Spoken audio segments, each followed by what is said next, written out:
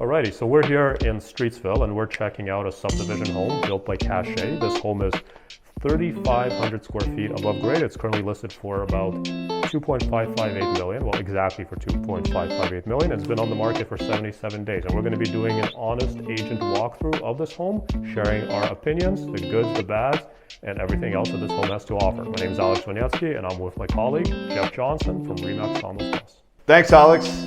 Yeah, so first of all, we'll just give you a little breakdown of the difference. This is a standard Cachet built, what I will call a subdivision home. So they would have a series of standard floor plans and people would have had either a standard lot or paid lot premiums.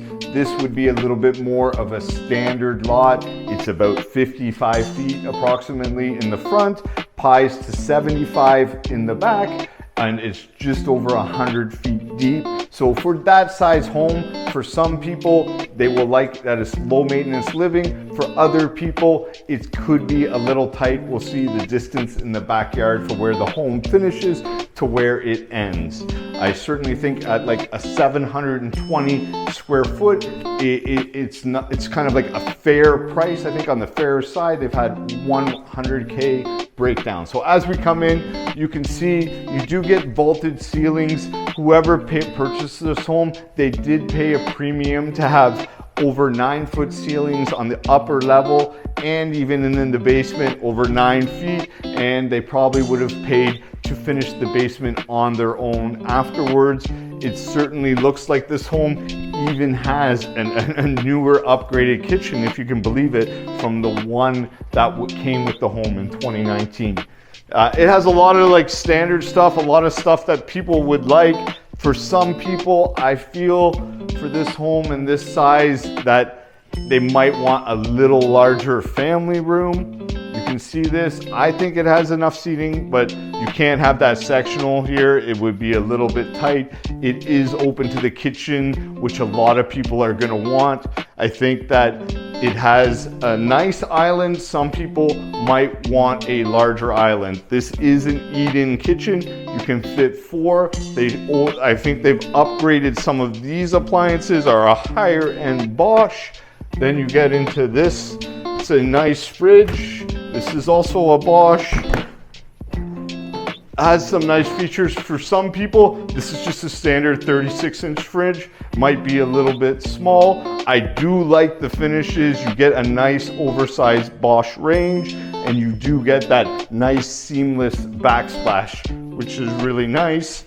Bosch dishwasher, oversized full-size sink, and you also have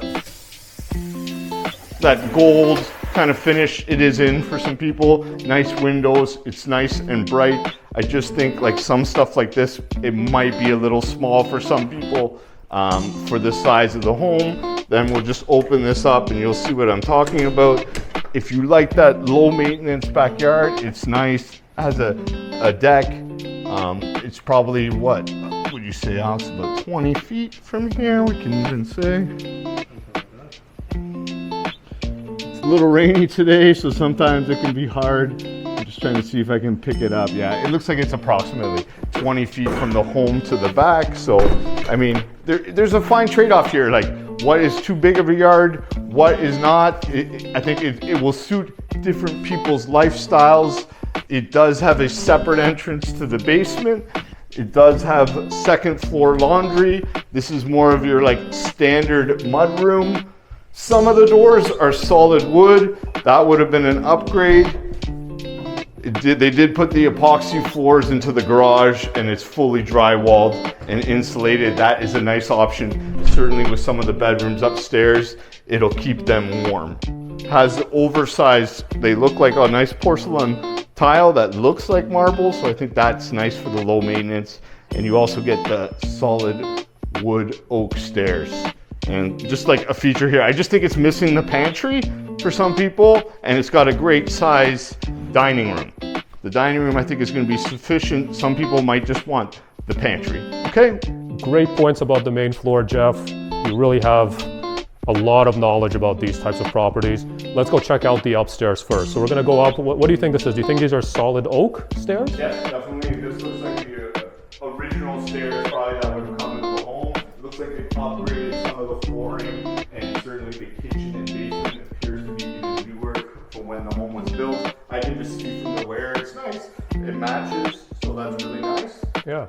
We're gonna start, I guess, in the master bedroom here. So I kind of like this bar feature that they have here. That you can have a bar, you have an extra sink in the master bedroom. I rarely see this. And you know, the master bedroom essentially is the bedroom that has the best view. But you know, one little shortfall for me here, and I guess this is nice, but when you look at this view here, you know, we talked about this already on the main floor, the shorter lot. You're basically viewing a dead-end street. And while, you know, all the homes in this area are nice, and you do have this nice maple tree in front of you, I'm not a huge fan. Jeff, I tend to agree with you. I do think that the frontage of the property, the lot size is really holding it back. This is a nicely sized master bedroom, can easily support a king-size bed as we have here. It does have a gas fireplace as well, and there is a really nice master bathroom ensuite here. Like, look at the size of this. Look at the size of this vanity. This is huge, really nice finishes, huge shower. Personally for me though, I'm not a big fan of these shower fixtures. I mean, they kind of seem to be a bit on the lower end. They could have also had, you know, more shower fixtures here. It looks like there's just parts of this that are not used.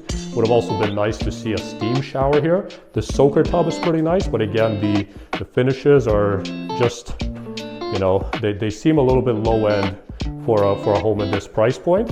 I do like the water closet here. For those who are not familiar with what that means, this is basically a room so that somebody can be using the toilet and somebody else can be either brushing their teeth, taking a shower, or having a bath, not disturbing themselves.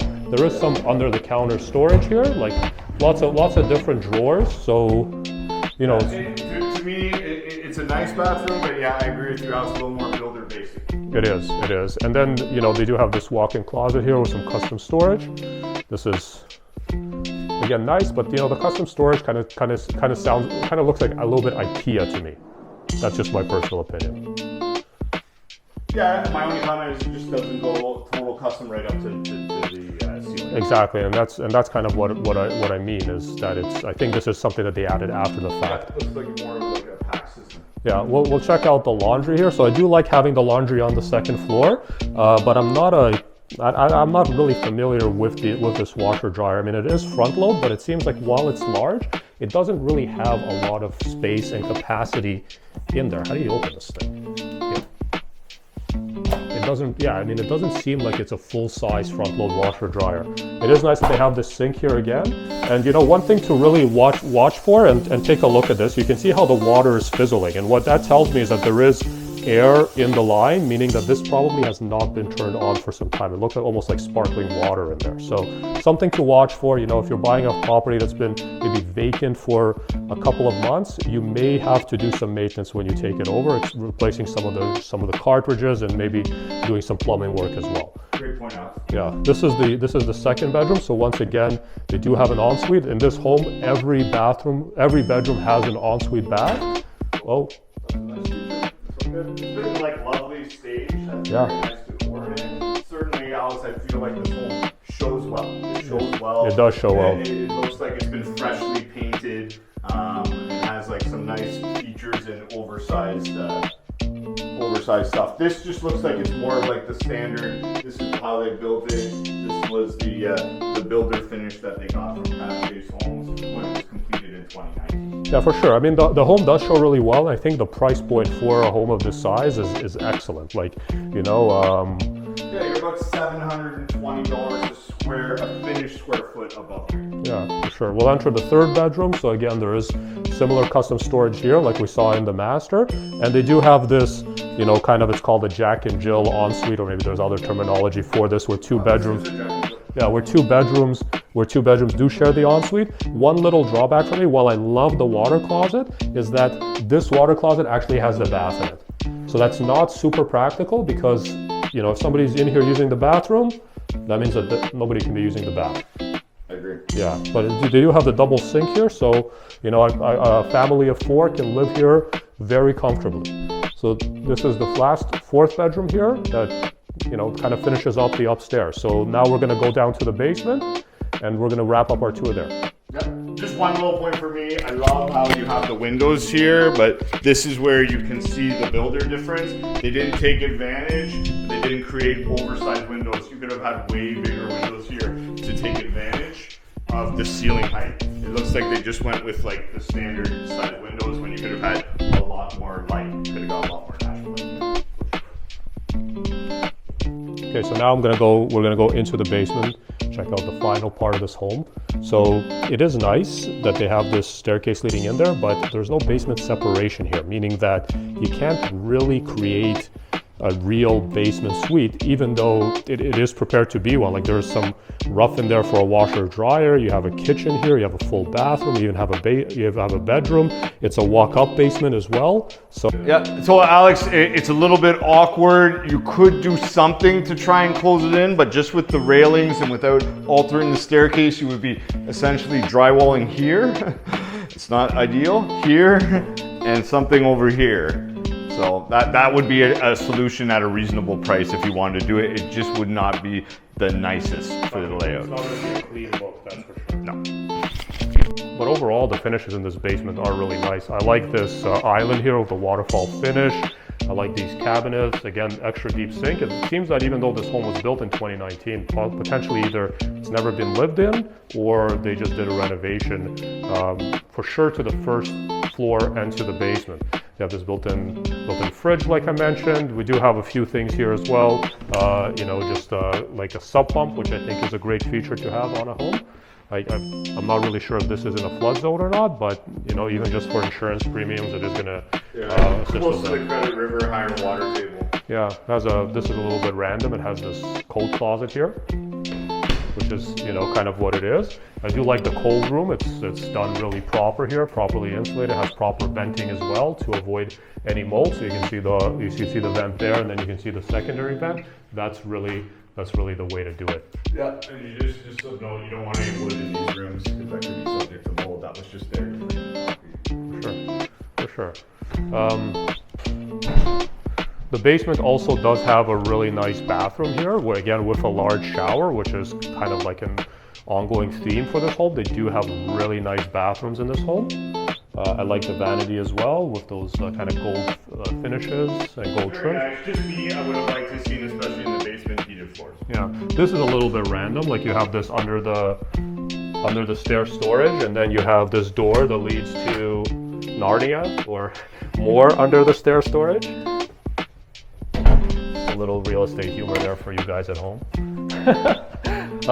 They do have this nice kind of living space here. I'm pretty sure this is probably an 80-inch TV that's, I imagine comes with the home. They have this gas fireplace. It's not Napoleon, but it looks, I think I'm pretty sure that's an electric. Yeah, and then this is a walk-up basement. So a lot of realtors get this wrong.